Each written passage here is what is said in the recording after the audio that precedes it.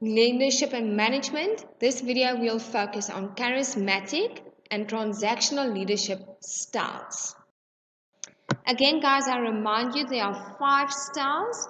What I want to know from these 5 styles is democratic, autocratic, laissez-faire, charismatic, transactional. Identify, discuss, give the impact, and where can it be. If we look at charismatic, guys, a charismatic leader is a person who has a lot of likability. And the followers, because of that likability factor, will do anything for that person. Because if I like someone, I do not want to disappoint that specific person. The positives, they are quite good, these charismatic leaders, to get the vision and mission across.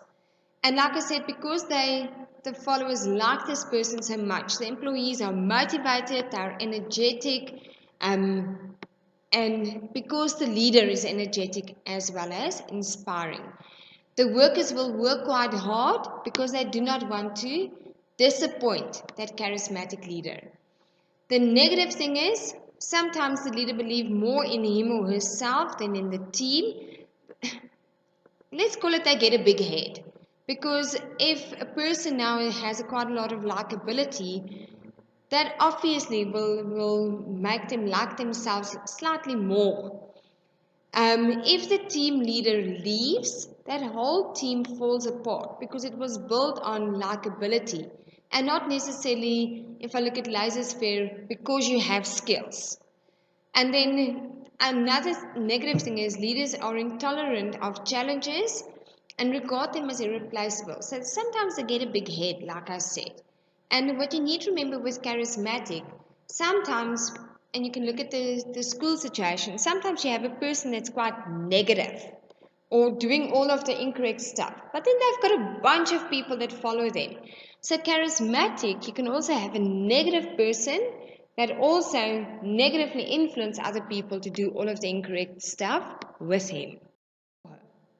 If I look at charismatic, where can it be used?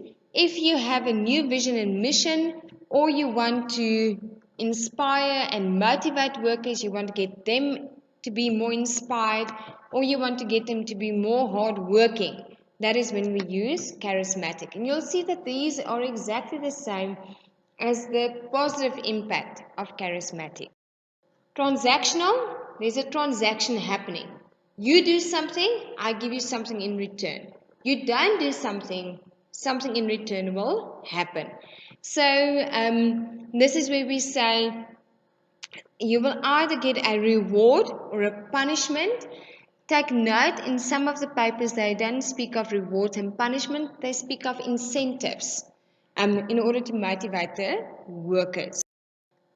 The positive things, workers now will work hard because they know that there is some form of reward for them, and that can improve productivity as well as worker morale. Employees will know exactly what is expected of them. Like I said, I like to bribe my 2 boys, and if I bribe or I use, let's call it transactional leadership style, then I tell them, if you do this and this and this and this, there's a reward. But if you don't do that and that and that, you will go sit in the corner, or whatever the case may be. So they know exactly what is the process, and they also know exactly what is the disciplinary procedure. The negative thing is workers can become bored because they know there's just a bunch of rules that have to be followed. And creativity might be the last thing on that leader's mind.